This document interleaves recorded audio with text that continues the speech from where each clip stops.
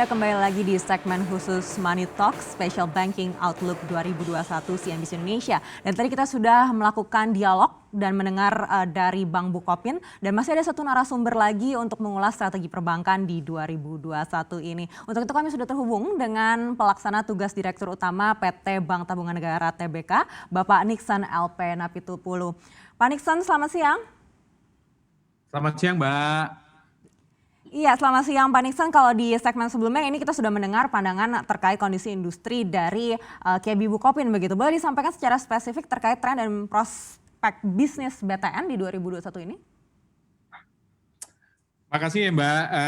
Terima kasih sebelumnya kita udah bisa ikut acara ini.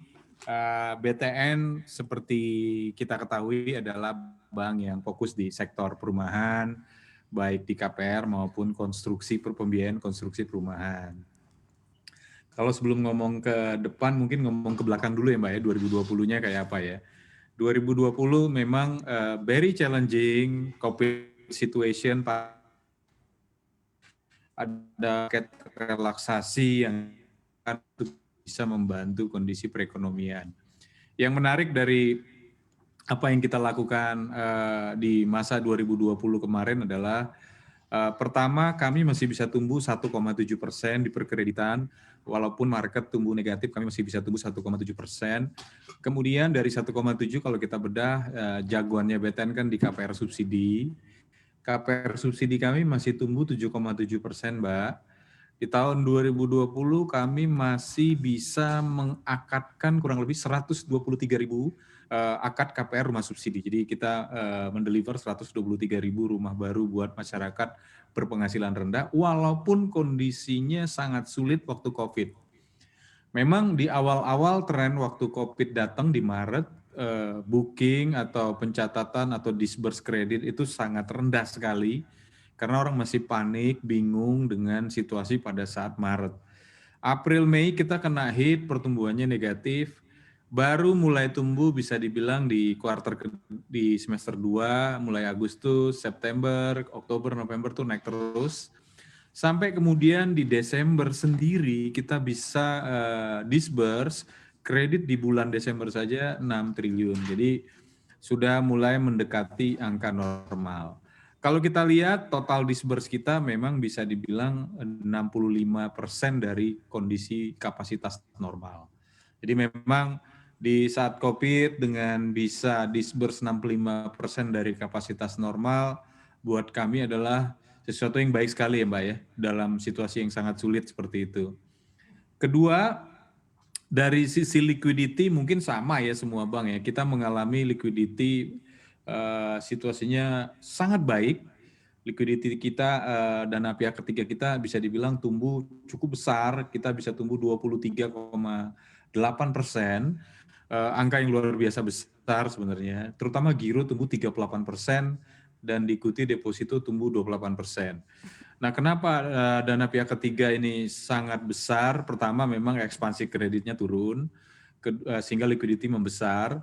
Kedua, memang ada semacam flight to quality, di mana banyak sekali nasabah-nasabah yang tabungannya atau depositonya di atas 5 miliar pindah ke bank-bank yang lebih besar. Jadi itu yang terjadi selama tahun 2020. Sehingga liquidity bank-bank besar, bank buku 3, bank buku 4, apalagi bank BUMN mengalami peningkatan yang cukup signifikan.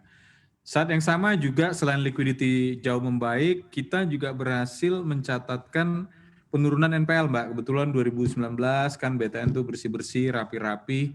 NPL-nya kita bisa turunkan dari Maret sempat 4,9%, di akhir tahun bisa 4,2, 4,3%. Jadi ada angka perbaikan di sisi kualitas kredit. Walaupun kita tahu bahwa restra COVID di tahun 2020 itu cukup besar, bank-bank mengalami kenaikan LAR atau loan at risk karena adanya restructuring COVID. Namun dapat kami sampaikan bahwa majority atau 80% lebih adalah restructuring KPR, dan dari 80% itu restructuringnya KPR-nya adalah fixed income. Jadi bisa dibilang sih masih aman Mbak, kita monitor setiap hari perkembangan restructuring, rasanya di 2021 sudah mulai menurun. Dengan ada fasilitas relaksasi ini kita lagi review siapa aja yang masih berhak diperpanjang, siapa yang udah harus balik normal, siapa yang masih mungkin ini akan mengalami pemburukan. Kemudian di 2020 kami juga melihat bahwa ada pertumbuhan profit karena memang yang banyak kami lakukan efisiensi, terutama sekali dari sisi belanja, OPEX maupun CAPEX di 2020. Perjalanan dinas misalnya karena COVID memang relatively drop gitu ya, drop. Jadi semua pekerjaan dilakukan online. Sehingga banyak biaya-biaya yang bisa kita hemat, transportation cost juga menurun, banyak efisiensi yang bisa kita lakukan sehingga laba kami bisa tumbuh 600% lebih gitu ya, dari 209 menjadi 1,6 triliun. Itu kisah 2020 Mbak. Baik, Kalau Pak kita Nixon. bisa lihat di 2021, monggo Mbak, monggo Mbak. Ya baik Pak Nixon, kalau di 2020 ini di saat secara industri perbankan tertekan dan BTN masih bisa membukukan profitabilitas seperti itu, lalu di 2021 ini artinya ada target profitabilitas yang lebih tinggi.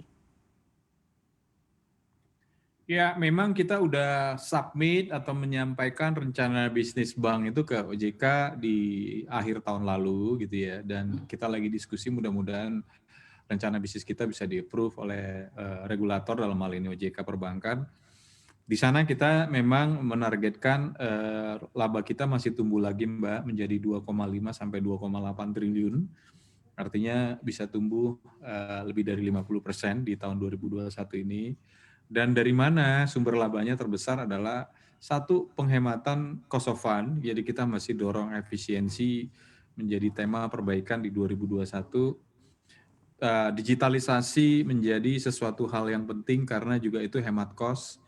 Kita juga nutup outlet-outlet di tahun 2020 kurang lebih hampir 100-an outlet kantor kas yang tidak produktif, sehingga memang kami bisa hemat cost karena sekarang transaksi udah 90% lebih adanya di e-channel Mbak.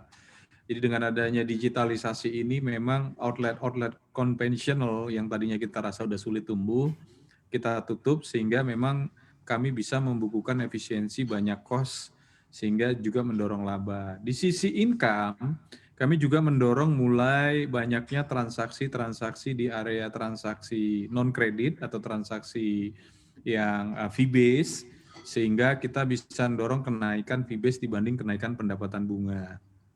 Karena sejujurnya untuk menaikkan yield of loan atau suku bunga kredit dalam kondisi seperti ini rasanya sih berat ya, nggak mungkin kita naikkan suku bunga kredit, yang ada malah turun gitu ya. Jadi kita mengkonversi revenue stream dari yang interest income menjadi non-interest income mengandalkan kenaikan transaction. Nah misalnya di treasury kita dorong volume transaksinya naik gitu ya, interbanknya juga naik, kemudian juga di transaksi-transaksi tabungan, transaksi dengan merchant, transaksi di mobile, semua kita dorong naik, trade service-nya juga kita dorong naik.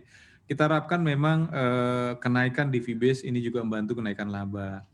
Yang ketiga memang selain cost of fund juga fee base, yang ketiga juga tadi efisiensi di overhead, ini terus berlanjut, kita akan dorong penurunan overhead yang inefisien selama ini, disiplin baru, mudah-mudahan ini juga mendorong peningkatan laba yang akan kita dorong di 2021. Kami masih yakin bisa tumbuh mendekati 2,5 sampai 2,8 triliun Mbak di akhir tahun 2021. Dengan NPL rasio yang turun juga menjadi 3,6-3,7%, di mana kredit kami masih bisa tumbuh 8,8 sampai 9%, DPK juga masih tumbuh di kisaran 9%, tapi cost of fund-nya turun cukup besar. Kami yakin 2,5 sampai 2,8 triliun laba di 2021 rasanya mungkin tercapai. Baik, 2,5 hingga 2,8 triliun di 2021 ya Pak Nixon. Tapi melihat keadaan di Februari ini, apakah masih sesuai dengan plan? Kalau lihat kinerja Januari, on the track Mbak, on the track. Trajektorinya at least Januari, laporannya kan udah kita submit ke OJK ya lewat LBU. Rasanya masih on track. Kita masih firm sampai hari ini untuk bisa capai target yang seperti kita sampaikan tadi. Memang challenging-nya adalah sebenarnya pertumbuhan kredit di 8,8 sampai 9% ini challenge adalah mungkin sama ya semua bank ya. Seberapa cepat penyelesaian vaksinasi sehingga confident masyarakat bisa tumbuh lagi. Karena kan situasi ini kan agak beda ya dengan krisis tahun 98 ya. Bisa dibilang beda banget ya. Kalau sekarang itu liquidity-nya ample, liquidity-nya ada di bank.